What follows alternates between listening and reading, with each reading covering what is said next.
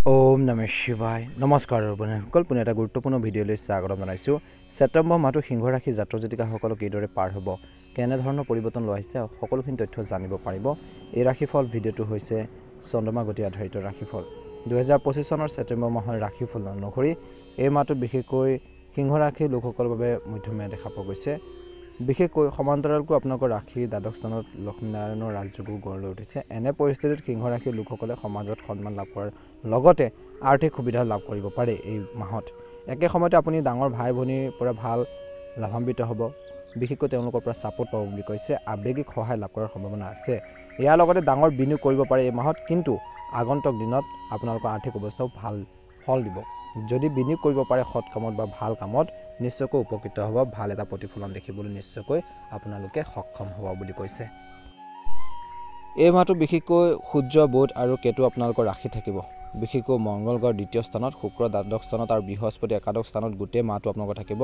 গোটেই মাহটো শনি অষ্টম স্থানত আৰু ৰাহুৰ সপ্তম স্থানত থাকিব বুলি কৈছে স্বাস্থ্যজনিত সমস্যাৰ প্ৰতি কিন্তু অলপ সাৱধান হ'ব লাগিব এই মাহত সিংহ ৰাশি জাতক জাতিকাসকল বিশেষকৈ নিজৰ স্বাস্থ্যৰ খোৱা বোৱাৰ ক্ষেত্ৰত বিশেষকৈ বহুত বেছি সাৱধান হ'ব লাগিব স্বাস্থ্যজনিত কিছু সমস্যাত আপোনালোকে বহুত ফেচ কৰিবলগীয়া হ'ব পাৰে গতিকে ধ্যান ৰাখিব লাগিব আৰু এই মাহত যিমান পাৰে কৰ্মৰ ক্ষেত্ৰতো আপোনালোকৰ সতৰ্কতাৰ প্ৰয়োজন আছে কৰ্মৰ ক্ষেত্ৰত প্লেনিং কৰিব লাগিব পৰিকল্পনা কৰিব লাগিব কৰ্মৰ ক্ষেত্ৰত কেনেকৈ আপুনি সাকসেছ হ'ব কেনেকৈ সফলতা অৰ্জন কৰিব সেইখিনি ক্ষেত্ৰত গুৰুত্ব দিব লাগিব বিশেষকৈ কৰ্মৰ ক্ষেত্ৰত কিন্তু আপোনালোকৰ এই সময়খিনিত দশম স্থানৰ অধিপতি শুক্ৰ মহাৰাজ মাহৰ আৰম্ভণিৰ পৰা দশম স্থানত থাকিব আৰু অষ্টম স্থানত বহি শনি মহাৰাজৰ দৃষ্টি গোটেই মাহটো আপোনালোকৰ দশম স্থানতে থাকিব বুলি কৈছে একে সময়তে এই সময়খিনিত কিন্তু ব্যৱসায়ত যি ধৰণৰ আপোনালোকৰ কৰ্মৰ বা যিখিনি পন্থা ল'ব সেইখিনি ক্ষেত্ৰত গুৰুত্ব বজাই ৰাখক বুলি কৈছে কাৰোবাৰ সৈতে বিশেষকৈ তৰ্ক পেচাল কৰিব নালাগে বিবাদৰ পৰা হাই কাজিয়াৰ পৰা যিমান পাৰে আঁতৰি থাকিবলৈ পৰামৰ্শ দিয়া হৈছে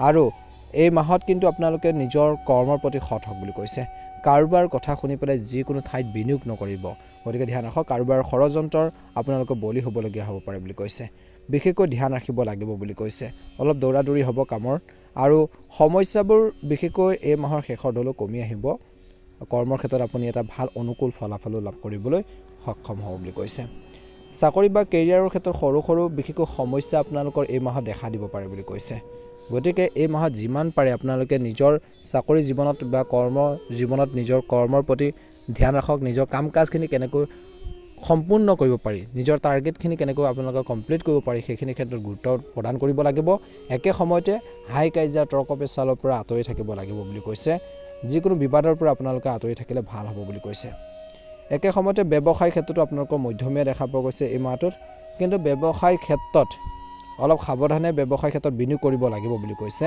বিশেষকৈ কিছুমান ভুলে কিন্তু অনাগত দিনত আপোনালোকৰ বহুতো সমস্যাৰ সৃষ্টি কৰিব পাৰে গতিকে ব্যৱসায় ক্ষেত্ৰত অলপ সাৱধানে আগবাঢ়িলে ক্ৰমান্বয়ে আপোনালোকৰ ব্যৱসায়টো আগবাঢ়ি যাব পাৰিব ব্যৱসায়ত নিশ্চয়কৈ সফলতা অৰ্জন কৰিবলৈ সক্ষম হ'ব বুলি কৈছে এই মাহত বিশেষকৈ সিংহ ৰাশিৰ জাতক জাতিকাসকলে টকা পইচাৰ সেভিংৰ ওপৰত গুৰুত্ব দিব লাগিব বুলি কৈছে বিশেষকৈ মাহৰ আৰম্ভণি সময়ছোৱাৰ পৰা শুক্ৰ মহাৰাজে দ্বাদশ স্থানত বহি আপোনালোকৰ খৰচ অভাৱনীয়ভাৱে বৃদ্ধি কৰিব পাৰে গতিকে খৰচ পাতি কৰোঁতে বহুত বেছি এই মাহত সতৰ্কতা অৱলম্বন কৰক বুলি কৈছে কিন্তু আপোনালোকৰ আয়ৰ বৃদ্ধি হ'ব ইনকামো হ'ব সেই অনুসৰি আপোনালোকৰ খৰচো বাঢ়িব বিশেষকৈ আপোনালোকৰ এই সময়খিনিত মঙ্গল মহাৰাজে আপোনালোকৰ আৰ্থিক অৱস্থা সুদৃঢ় কৰিব ই আপোনালোকক ধন সঞ্চয় কৰাৰ ক্ষেত্ৰত বিশেষকৈ সহায় বুলি প্ৰমাণিত হ'ব আৰ্থিক অৱস্থা আপোনালোকৰ ভাল হ'বলৈ গৈছে কিছু ক্ষেত্ৰলৈ বুলি কৈছে একে সময়তে এই মধ্যভাগৰ পৰা আপোনালোকৰ আৰ্থিকভাৱে কিছু আপোনালোকে টনকিয়াল হ'ব বুলি কৈছে একে সময়তে আৰ্থিক অৱস্থা শক্তিশালী হ'বলৈ গৈছে কিন্তু খৰচ কমি আহিব কিন্তু শ্বেয়াৰ বজাৰত তৎক্ষণাত আপোনালোকে বিনিয়োগ নকৰিব কিছু ক্ষেত্ৰত লাভৰো আছে কিন্তু অভিজ্ঞতা নাইকিয়া কামত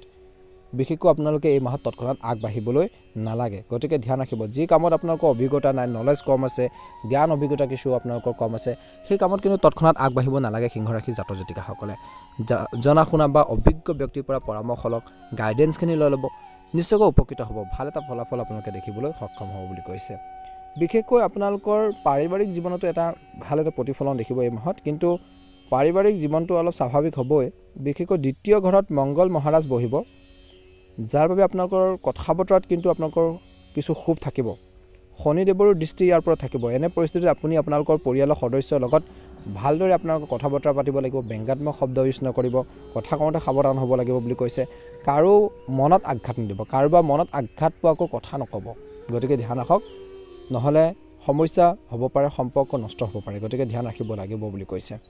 বিশেষকৈ এই মাহৰ দ্বিতীয়াৰ্ধত বিশেষকৈ আপোনালোকৰ সংগ্ৰামবোৰ কমি আহিব। একে সময়তে আপোনালোকৰ পৰিয়ালত সম্প্ৰীতি বৃদ্ধি পাব। পৰিয়ালৰ লোকসকলে ইজনে সিজনৰ প্ৰতি যি সৎ ভাৱ সেইখিনি থাকিব। বিপদে আপদে সহায় কৰিব বুলি কৈছে। ভাই ভনীৰ লগত কিবা এটা সৰু সৰু কথা বতৰা উত্তেজনা হ'ব পাৰে। আপোনালোকৰ সম্পৰ্কবোৰ মধুৰ হৈ থাকিব। আপুনি আপোনালোকৰ ভাই ভনীৰ লগত বিশেষকৈ কিবা এটা বিপদত পৰিলে আপুনি থিয় দিব, লগ দিব বুলি কৈছে আৰু সেইখিনি আপোনালোকৰ মাজত মৰম চেনেহবোৰ বৃদ্ধি কৰিব বুলি কৈছে। আপোনালোকৰ আৰ্থিকভাৱে বিশেষকৈ হওক বা আন কোনো ধৰণে আপোনালোকক সহায় কৰিব বুলি কৈছে। এই মাহত বিশেষকৈ কিছুমান সমস্যাৰ সন্মুখীন হ'ব পাৰে, কিন্তু আগন্তুক যি সমস্যাখিনি তাৰ তুলনাত বিশেষকৈ কম হ'ব বুলি কৈছে। একে সময়তে এই মাহটোত কিন্তু আপোনালোকৰ স্বাস্থ্যৰ ক্ষেত্ৰতো ধ্যান ৰাখিব লাগিব। কিছু স্বাস্থ্যৰ ক্ষেত্ৰত উৎখাত পতন হ'ব পাৰে। প্ৰথমতে কৈছিলোঁ স্বাস্থ্যৰ ক্ষেত্ৰত ধ্যান ৰাখিব লাগিব। আপোনালোকৰ বেছি স্বাস্থ্যজনিত সমস্যা হ'লে চিকিৎসকৰ পৰামৰ্শ লওক। এই মাহত পেটৰ লগত জড়িত সমস্যা আপোনালোকক আমনি কৰি থাকিব বুলি কৈছে। বিশেষকৈ কিছু লোকৰ চকু আৰু ভৰিৰ লগত জড়িত সমস্যাই অধিক আমনি কৰাৰ সম্ভাৱনা আছে এই মাহত। গতিকে স্বাস্থ্যজনিত সমস্যাবোৰ বিশেষকৈ এই মাহৰ মংগল গ্ৰহ তৃতীয় ঘৰলৈ যোৱাৰ লগে লগে আপোনালোকৰ স্বাস্থ্যজনিত সমস্যা কমি যাব। আপুনি এটা নতুন ৰুটিন গ্ৰহণ কৰিব। আপুনি নিজকে সুস্থ ৰখাৰ বাবে কিছু নতুন প্ৰচেষ্টা চলাব আৰু ইয়াৰ পৰা আপুনি বিশেষ সুবিধা লাভ কৰিবলৈ গৈ আছে। বিশেষকৈ শেষত হ'লেও আপোনালোকৰ স্বাস্থ্যৰ ক্ষেত্ৰত স্বাস্থ্যৰ সন্দৰ্ভত ভাল এটা সিদ্ধান্ত ল'ব। আপোনালোকৰ স্বাস্থ্য বহু পৰিমাণে অনুকূল হৈ থাকিব। তথাপিও আপোনালোকৰ স্বাস্থ্যজনিত সমস্যাৰ প্ৰতি সাৱধান হ'ব লাগিব। সৰু সৰু সমস্যাটোক আওকাণ কৰাটো আপোনালোকৰ উচিত নহয়। গতিকে কিবা এটা যদি হেল্থৰ প্ৰব্লেম চলিছে, সমস্যা হৈছে, সেইখিনি ইগন'ৰ নকৰিব।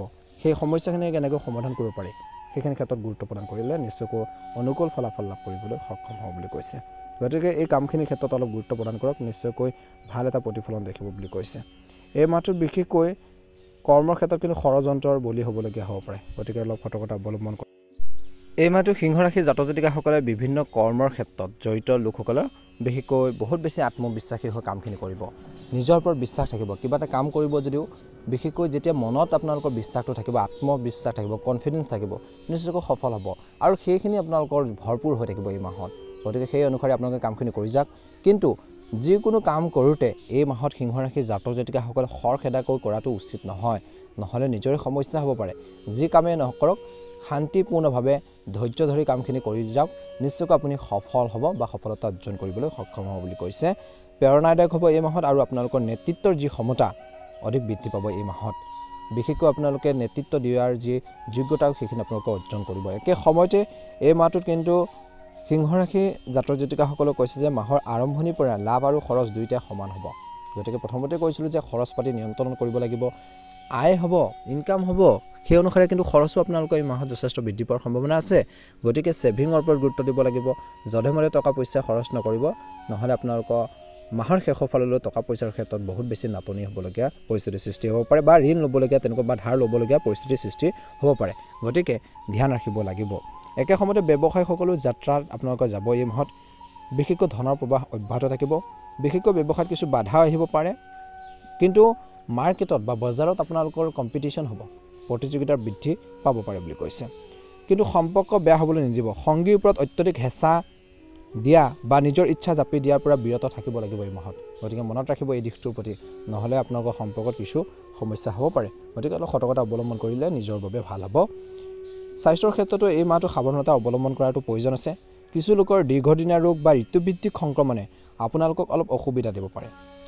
এই মাহত কৰ্মৰ ক্ষেত্ৰত যিসকল লোক জড়িত হৈ আছে বা নিয়োজিত লোকসকলে নিজৰ কাম কাজখিনিৰ ক্ষেত্ৰত সতৰ্ক হ'ব লাগে, গাফিলতি পৰিহাৰ কৰিব লাগে। যিকোনো কাম চিৰিয়াছলি কৰক।